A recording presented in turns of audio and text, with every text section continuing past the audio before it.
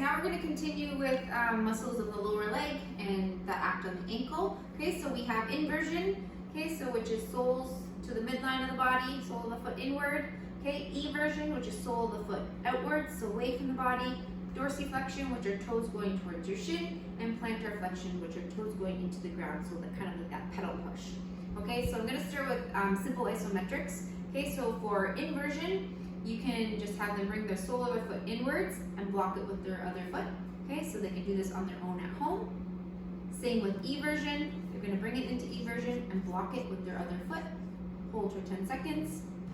Dorsiflexion, same thing, use their other heel, and you're going to try and push upwards and block it. Okay, and then plantar flexion, same thing, have their foot underneath and push into it. Okay, if they couldn't do that with their own foot, plantar flexion, you can have them kind of push down into a step. Okay, they're going to push into the step or into the floor. They have to kind of over exaggerate and try and do that. Another isometric you could do is a standing calf raise. Okay, you're going to make sure they can hold on to something and they're going to hold it this way. They could eventually progress to single leg, but you would always have them start two legs together. Okay, so those are some very simple isometrics that they can do at home. Okay, when we get into the specific muscles, so we're going to go isotonics. Okay, so tibialis anterior, the main action is dorsiflexion. Okay, so that's toes to shin. You can use your TheraBand here. Okay, so you just loop it around most of the weight, ankle weights, TheraBands and whatnot, when you're working at the ankle, you need to have the weight in the middle of the foot, not around the ankle, because it doesn't get the action and create the resistance it needs. So it needs to be around the middle of the forefoot, okay? So if you use your TheraBand for dorsiflexion, you're just doing it this way, okay? So there's some resistance there. Okay, plantar flexion, okay, is here. The resistance comes from this side, and you're pushing down. Okay, I'll get into specific muscles in 1 second. If you're going to go eversion, the resistance comes from the inside because you're trying to go outwards. Okay, and inversion, the resistance comes from the outside, and you try and bring their foot inwards. Okay, so those are just the actions broken down with the TheraBand. I will show you as well with the ankle weight. This is actually a wrist weight. So the ankle ones will be a little bit bigger because it'll be able to fit around their midfoot. So like I said with the TheraBand, it has to go around the middle of their foot, okay, not around the ankle. It goes around the ankle when we're working at the knee joint or above, not when we're working with the ankle joint. Okay, so it has to go in the middle of the forefoot to create some sort of resistance there, okay? So you could do your dorsiflexion, you could do your plantar flexion, you could do your inversion, and you could do your eversion. Okay, those all work with an ankle weight as well. So I'm going to talk about the muscles specifically, okay? So we have tibialis anterior. So you know tibialis anterior, main action is dorsiflexion, but it also is an inverter, okay? So you would have that person with the ankle weight or with the TheraBand, okay? Here. Okay, so they're going to dorsiflex and invert. So it's a very small movement. My ankle also doesn't have that great mobility either. So they're gonna, this is where I would probably use an ankle weight because it creates the best resistance that you need in both ranges. You don't have to worry about playing with the TheraBand, but again, use whatever you're comfortable with. It doesn't actually matter, okay? So tibialis anterior, dorsiflexion, and inversion. So it's kind of swooping that up and over, up and over, up and over. You can have them seated and do it this way as well, okay? Up and over, up and over. However is comfortable for them. They could be standing as well, no big deal. When we get into tibialis posterior, so tibialis posterior, it also does inversion, but it does not do dorsiflexion. It does plantar flexion. So now you're going to invert and plantar flex, invert and plantar flex, invert and plantar flex. Okay. So tibialis anterior is dorsiflexion and inversion. Tibialis posterior is plantar flexion and inversion. Okay. So make sure you know the difference between the two. When we get into the peroneals, there's peroneus longus, brevis, and tertius.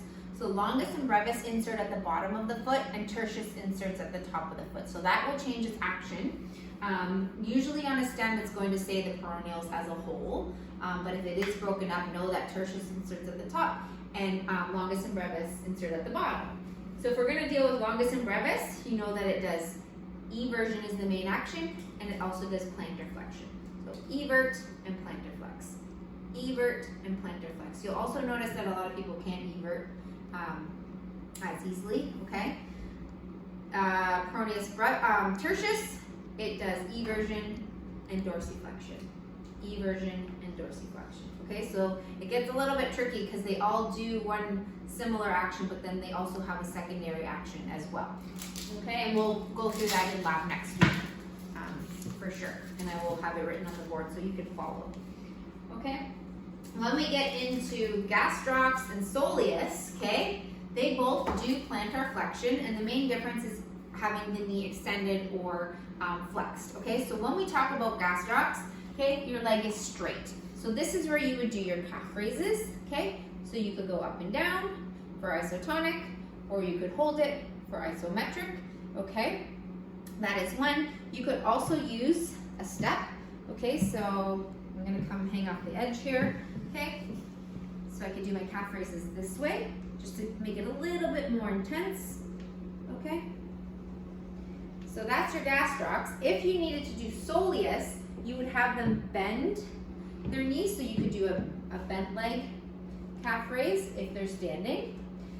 If they were seated, you would just do a seated calf raise, okay? You could place a weight on top of their thighs if it needs to be weighted. Okay, we don't really have a calf machine, so you could put a plate on top or dumbbells on top of their thighs, or you could, I guess you could use a TheraBand, but I wouldn't even worry about it. I would just do body weight for your exam purpose.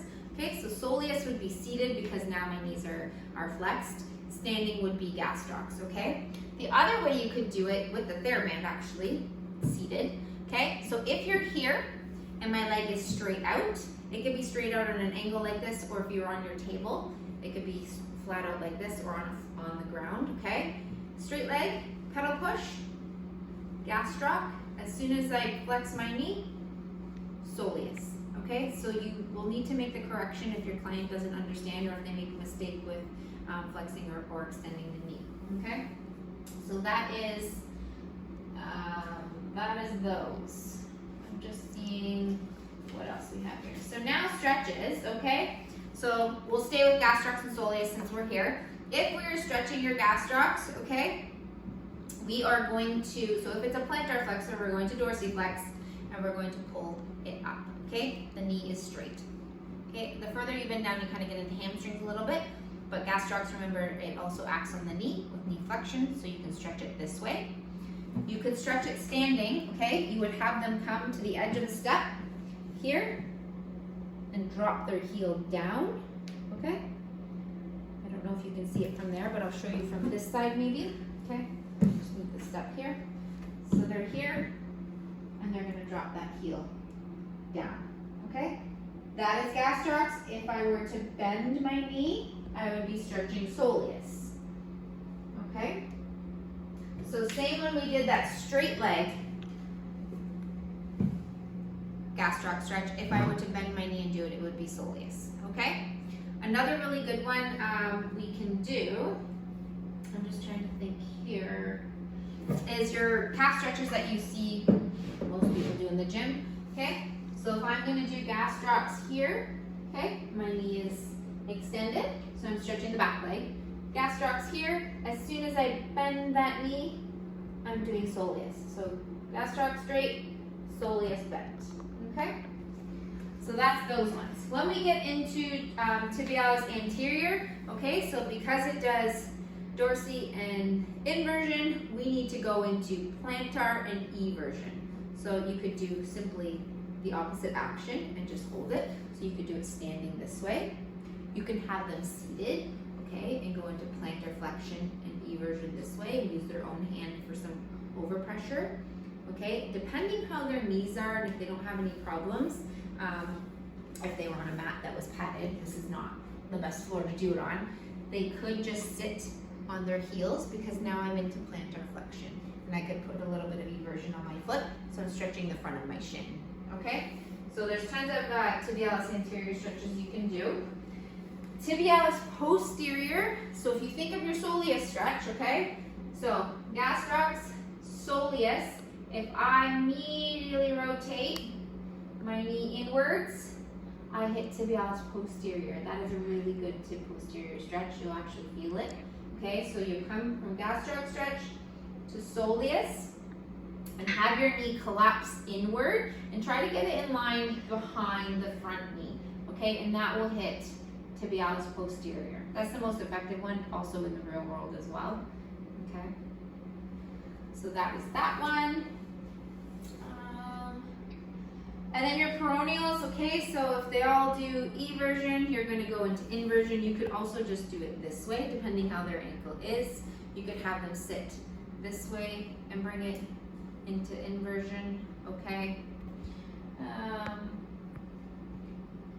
Depending which one you have, you could bring it into dorsiflexion as well, but I would just go with the main action of eversion for the stretch, okay? You could do it standing. You just wanna make sure they don't collapse on there. Most people, need to strengthen the outside, so there's not too many stretches you would do for this one, okay? So those are your basics, the simplest for lower leg and ankle. Just remember that the weight or the resistance has to be on the forefoot or the midfoot, okay? Not the ankle, because it won't create any resistance. So it has to be strapped around the middle of the foot and not above the ankle. So that'll be something we're looking for corrections as well, okay? And if you have any questions, we'll go through it in lab next week. And if I think of any other exercises, I'll let you know next week as well. Thanks so much. See you later.